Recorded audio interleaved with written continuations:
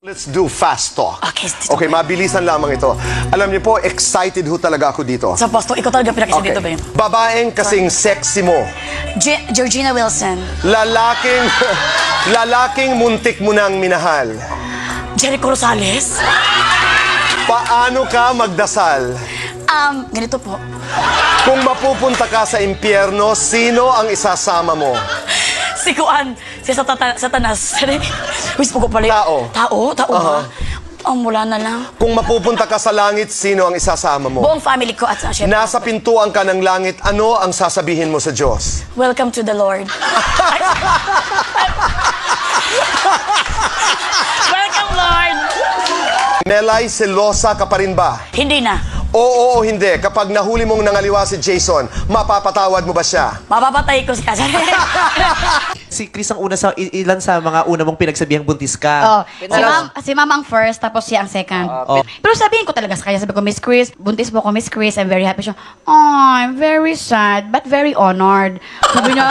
Sabi ko, Bakit to very sad? very sad, kasi parang nabuntis ako ba? Kasi sabi niya sa amin, nung sa Singapore pa lang kami, Dapat 28 Melay daw. ha, 28 ka mag-anak, sasamahan mo pa ako sa Chris TV.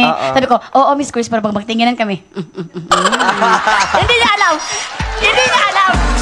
Kasi kami parang, Hindi niya alam na may naganap na, may nabubuo na. hindi niya alam na, planado na to. So alam mo na, Chris, ine-etchos ka all the while itong si ano. Hindi.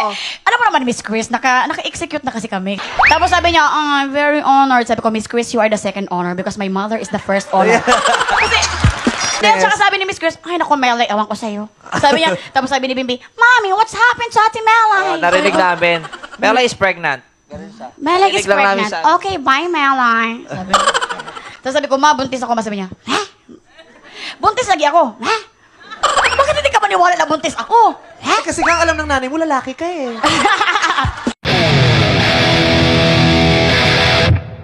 Meron kasi ako experience, bago lang din nangyari sa akin, yung parang nagpa-social kami ng kaibigan. How long ago was this? A month ago. A month ago, okay. So pagpasok namin sa kuan, pagpasok ko sa restaurant, nasa coffee. Pero totoo yan, no? Pagpasok mo, lahat nagtitinginan. Oo. Kaya ba, nakaganon, parang nag-stop ang mundo nila nakatingin. So sabi ko, akala niyo mahihiya ako sa inyo. May pera ako, bagong sweldo. Adjust na yun. So nag-isip ako ng masama sa kanya. Sabi ko, papasok ako. So pumasok ako dito. Okay, and then? Tapos dito na agad ang kuan, coffee. Pumasok agad yung kaibigan ko. Pag gano'n namin dito, boy, sabi ko, pa-order ako. Di ba dapat mga restaurant, hindi pala pa-order, no? Correct. Tatawag na, can you have? Di ba gano'n? Pero na-pa-order ang sabi ko. Can I have the menu, please? Pero ang sabi ko, pa-order ako ng blueberry.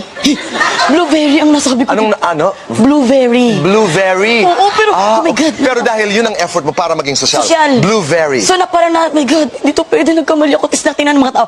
Sumunod naman yung kaibigan ko, bulakan sabi niya, ako naman chest cake. Sabi namin, Chest cake. Chest cake. Ngayon, ano nakikita mong gusto mong mangyari sa anak mo habang lumalaki? Gusto ko siya maging doktor. Ikaw? Hindi ako gusto ko talaga maging ano siya, marunong siya mag-English. 10 years later. I'm gonna eat this mango. Titikman ay... Guys, it's so awesome. It's so sarap. I like this mango. It's so awesome. It's so sarap. I like this mango. Sige, make sure nyo lang na lahat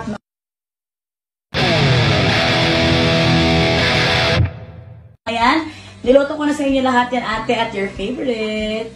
Mama, thank you very much. You know that I love chicken nuggets. Me too, Mama. Pauwi naman yun. Para ko namang maliit na ibon. But anyways, I love you so much. That's why I buy that all to Mama, you. kasi I'm so hungry na, Mama. Huwag ka na magsalita. Kung hungry ka na, kumain ka na. Ayun, kumain na kayo dyan. Dahil niluto ko yan lahat para sa inyo. At syempre, Thank you, Mama. Thank you, Mama. 이번에는 필리핀 국민스타를 만나러 갈까요? Nice to meet you, Melay. 안녕하세요. 아리가토 고자이마스테. Coupon cup. Okay, how do you feel about attending to AAA? Attending to AAA is a very honor. I feel like I am the first honor, a valedictorian in attending in AAA. And it's so the best prestigious award. I cannot believe this happening. Thank you. There are many artists representing Asia here today. Is there any particular artist you really would like to meet? Kamsahamnida.